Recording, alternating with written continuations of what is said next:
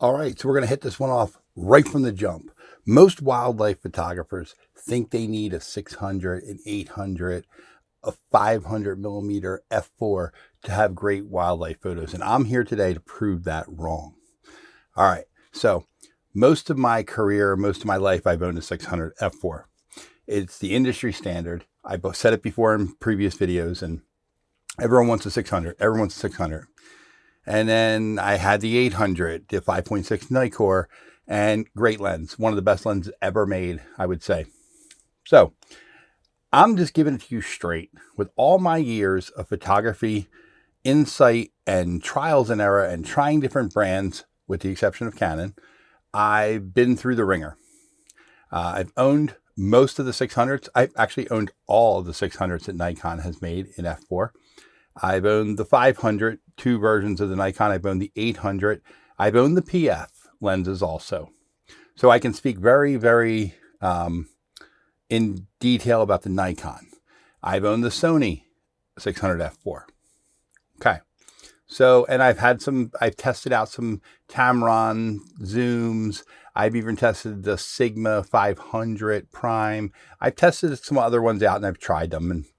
And let's just say, I'm going to show you some photos right now, right off the bat. These are taken with a 600 f4. These are all taken, this batch here is taken with the Sony 600 f4. Okay, so that being said, I'm going to keep rolling them through. As I'm speaking, I'm going to keep popping them up on the screen so you can see them. Okay, so great images here, right? Good quality, great separation, beautiful bokeh. They are well lit. I usually don't shoot in foul weather. For the most part, I do a lot of times, but these aren't the images from the foul weather. Okay, they're for a specific reason. So here are the shots, and I'm like, you've seen a few of them now. And yeah, they're great. They're great. They are. They might have got me a little more light here, and I was chasing light there. There's a story for each one of these photos, and we're not going to get into the details. All I'm saying is they were shot on this 600 f4 Sony A1. So I've even owned the Nikon, the 500 millimeter f4, and that lens was great. It was one of the first lenses that I actually could, I could hand hold it back in the day when the 600s were just too heavy and too bulky, and I needed a giant tripod. And that lens kind of opened me up to maybe going down a notch and not having the big 600 f4, using the 500. And, you know, we were still fighting DSLR and megapixels, and you couldn't crop so much. So it was a battle back then. But now today, it's not so much of a battle. And these next group of images I'm going to put up on the screen right now, these eagles, these owls, whatnot. So these photographs that I'm going to roll are all taken with a focal length of 400 millimeters at 5.6. Okay. Now, you can say that these are great because they're 100 megapixels, but not all of them are. Okay. They're not all with the GFX 102, but they are all taken with the 500 millimeter, which is equivalent of 400 millimeters on a full frame camera. And they were taken at 5.6. And this lens right here, small. Let's de-hood this bad boy. And really small, super light. I don't know the weight, and I don't really, that you can look that up online. But, hey, plastic hood, not very heavy. This lens took these photographs. I think it's a quarter of the price of the 600 millimeter f4, Nikon or Canon. Okay, so I have made the switch to this. And I always say, like, you don't need long lenses. And I mean, yes, in comparison, this is a long lens, but it's only a 400 and it's not a 2.8 and it's not $18,000. And that's the difference. So if you can still achieve photos of this quality with this lens, I feel like the myth is busted. Yes, you can steal a little extra light with the 600 f4, and you can steal a lot more light with the 400 2.8, okay? Which is equivalent to my focal length that you just saw these photographs in. So there we're in the same ballpark, but you get a 2.8, but you're spending $14,000 or $15,000. So if you're not a professional wildlife photographer and you're not making a living off of it, do you really need it? I mean, if you can afford it, yes, absolutely, go for it. Buy two. Buy them both. And I know I don't want to keep bringing this up, but this is a hot topic. I think I'd love to hear people engage back with me on this and tell me what they use and tell me why. Everyone wants to buy one. I would love to have one right now. I would absolutely 100% love to have I'd love to have Fuji come out with a 600 f4. I don't think it's in the cards. But I do own the Fujifilm Fujinon 200 f2, which on the crop sensor camera, okay, on the XH2, that gives me around 400 f2. So that is a killer lens. So I do have that speed if I really need it, and about the same focal length as this 500 on the 100 megapixel GFX. So I'm flirting with it, but I don't own a big lens anymore. I don't have to worry about it. I don't have to haul it around. I don't have to be a target. People always say, oh my gosh, that lens, you draw so much attention. This lens doesn't really draw that much attention. It's bigger than most people's lenses, but doesn't really draw a lot of attention. And I can put it on the front seat of my car and put it in a little mini backpack. I can carry it around. It's so much more freeing not to have to worry about this giant lens. Once again, if I had all the money in the world, I would have two of them. I'd have all the camera systems at this point. Hey, and if anyone willing to send me some, I'd love to review it. I'll even take a Canon at this point if they're listening. So, I just wanted to say that's for the everyday person, because this is what this channel is about. It's about just being real. I don't want to review specs, and I don't want to give you exact details. I just want to tell people that you can do it. You can have a 200 millimeter. You can have a manually focused 300 millimeter on a DSLR, still have a great time, go take some great photos, and you can still get some good images. We've talked about it in other videos. I don't want to keep wrapping it around. But, and so here's some images with the 200 millimeter f2 on the crop body, which is a 400. Now look at these. Absolutely sharp as a tack. That camera is almost 50 megapixels. But so there you go. This lens is not the cheapest lens, this 200 f2, but it's still not even close to a 600 f4, a 400 2.8, even a 500. That 500 PF is cheaper, but it's not the same. It's not the same as the Nikon primes. So, I just wanted to kind of lay it out there. Like, people don't need to get so wrapped up in it. If you're getting good images with your lens, keep using your lens. Get better at your craft, your field craft, and take it way more seriously and make it work. The wildlife is not predictable.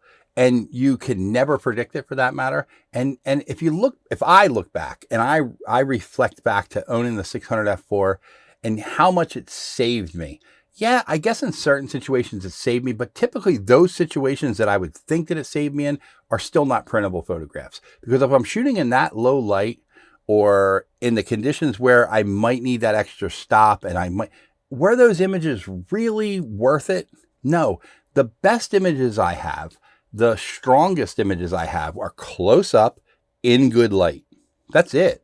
Like, I can look back at my top 50 photographs that I've ever taken, and I can almost assure you that every one of them were close, good light, and it didn't matter if I had a 600, a 400, a 300, a 500, or the 800. Okay? So, I'm going to put some photos up here. These are some Ospreys that were shot with a D6 and the 800 millimeter. Okay.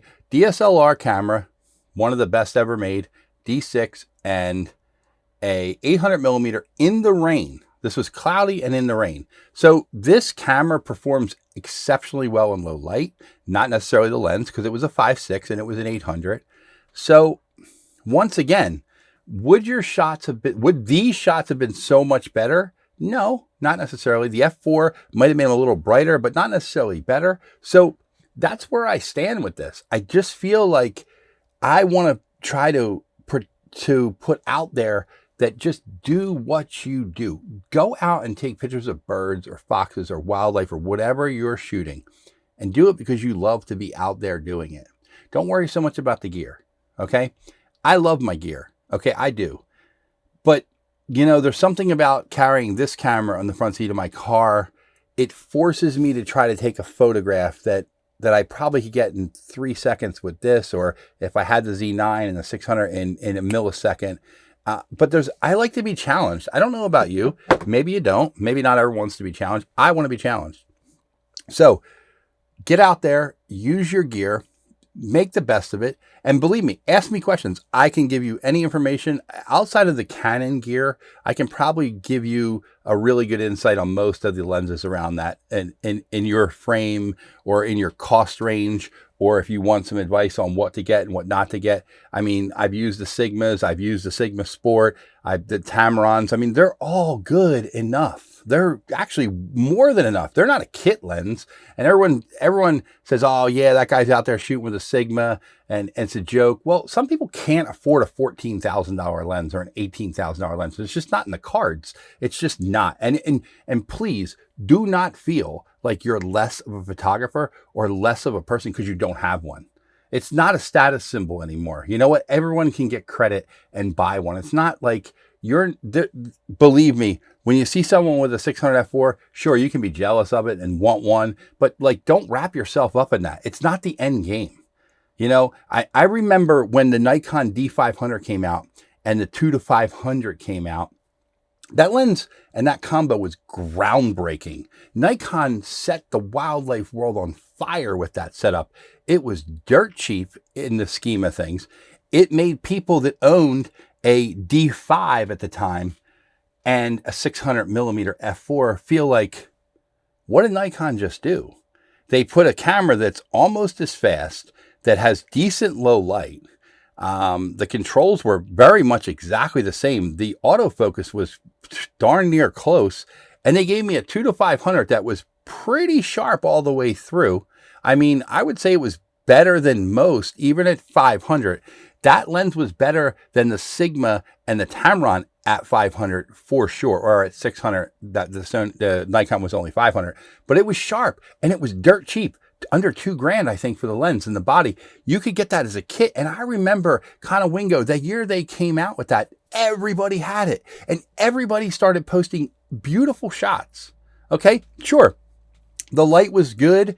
That camera shined. If the light was, yeah, your guy with the D5, but like me at the time with a 600 f4 or 400-2.8, you've got a little more time to shoot. But when it was perfect light and I was shooting with my boy Mike and he had the 2-500 and a D500, I mean, we were standing next to each other. We got back. We showed the photos they're the same.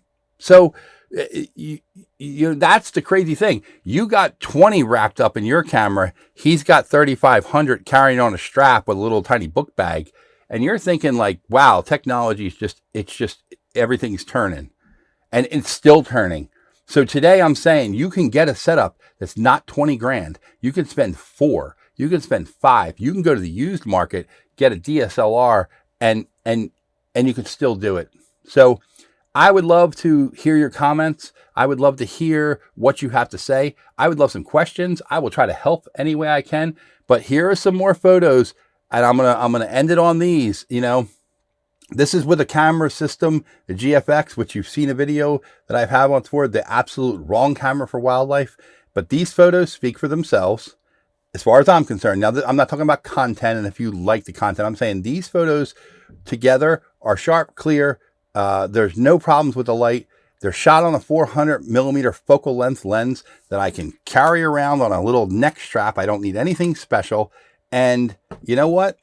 I feel liberated not having to carry around that 600 f4. I don't know about anyone else.